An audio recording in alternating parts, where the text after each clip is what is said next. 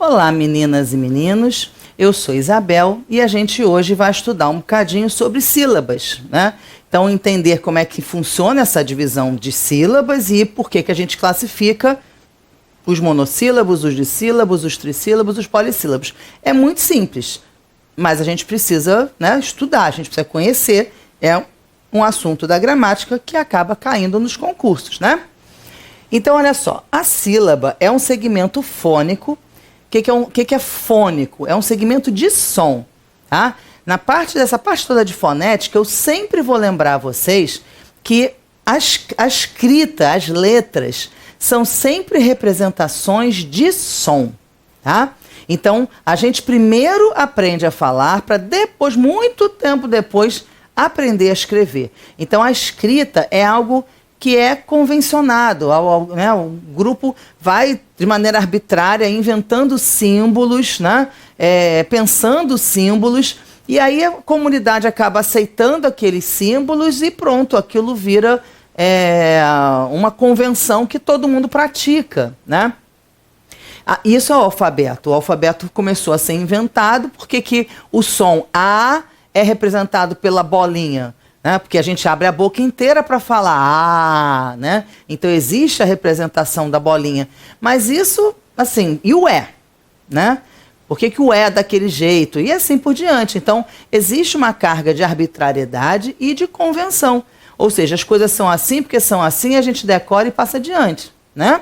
A gente vai passando de geração a geração. Então, a sílaba é um segmento de som que é escrito, né? E aí são grupamentos. O centro de cada sílaba é uma vogal. Então, a gente, quando fala, por exemplo, sei lá, porta, a gente tem dois sons de vogal. O som do O e o som do A, né? E aí a gente já separa esses sons, cada um em uma sílaba. Por-ta são as duas sílabas. E aí o segmento de som por é um segmento de som, ta é outro segmento de som. Tá? Então, segmento fônico é segmento de som que a gente escreve. E o centro de uma vogal, o centro de uma sílaba é sempre uma vogal. Então, como é que a gramática representa a sílaba? Ela representa a sílaba por esse símbolo aqui, ó. Parece um pódiumzinho, né? Mas só que só tem um lugar. Por que só tem um lugar? Porque esse lugar é o da sílaba, é o da vogal, é o centro. Então, repare, eu tenho as vogais A, E, I, O, U. Essas são as vogais, né? Que a gente faz abrindo a boca e deixando o ar passar, né? A, E, I, O, U. E a gente tem as semivogais, o I e o U. Aí vocês vão dizer assim, ué, mas se a Isabel acabou de dizer que o I e o U são vogais, como é que a mesma doida diz que o I e o U são semivogais? Porque as vogais são sempre centro de sílaba. E a gente pode ter numa sílaba uma vogal só, e a gente pode ter dois sons de vogal, um mais forte e um mais fraco. E aí esse segundo som mais fraco são os sons do I e do U. Tá? Eu estou falando de som. Então, por exemplo, se eu digo assim, a palavra é, sei lá, má. Então, se eu tenho a palavra má, o A é a vogal. Não tem como não ser. Ela é o único som de vogal, né? Agora, se eu tenho a palavra mãe, qual seria a vogal? O som mais forte. Então, aqui mais forte é o A, o an, ou o E. A gente fala mãe, ou a gente fala mãe. Repara que, embora eu escreva com E, esse som de E, essa letra E, representa o som do I. A gente não fala mãe, né? Só se, claro, a gente estiver chamando estendido, né? Mãe, aí a gente faz o E. Mas se não, no dia a dia, a gente fala mãe.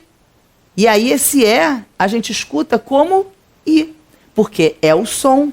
Então, entre o A e o E, o som de A e o som de I, o som de I é o som mais fraco. Por isso ele é a semivogal. Então, a vogal é o som forte.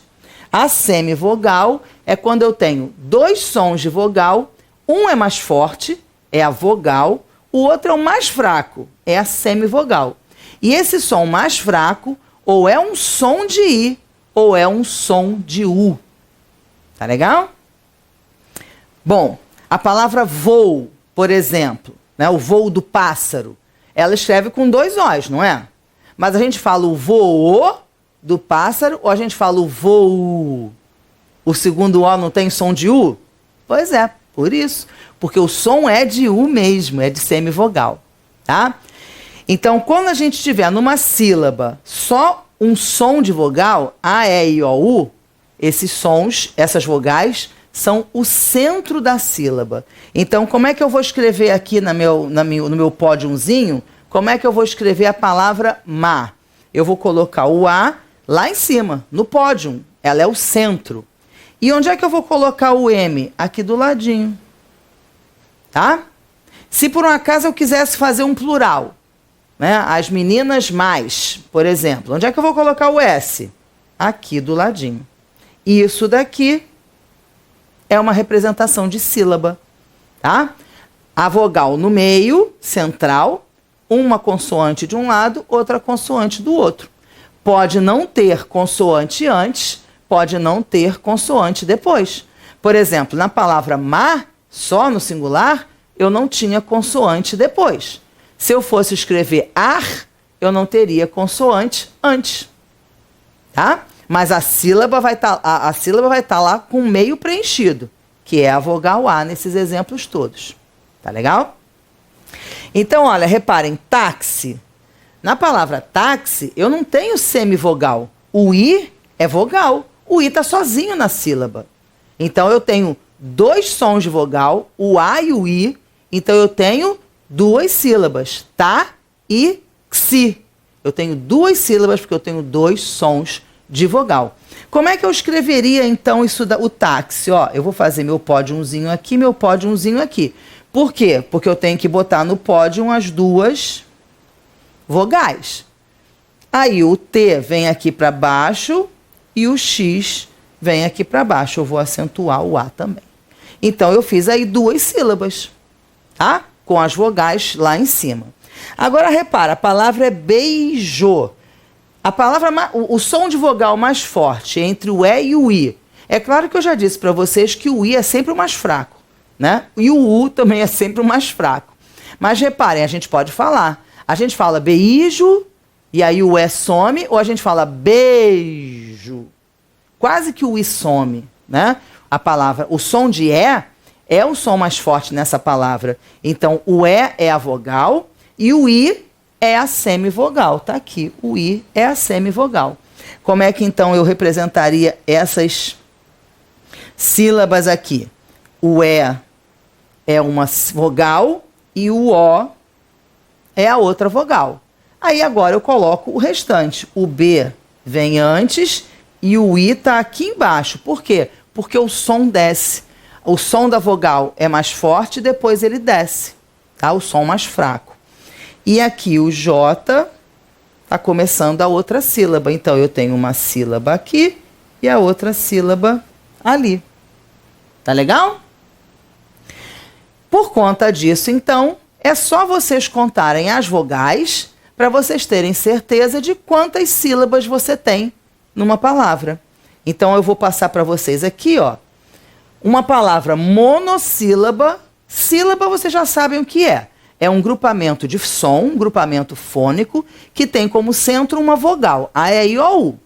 Tá? E aí, por que ela é mono? Mono significa um.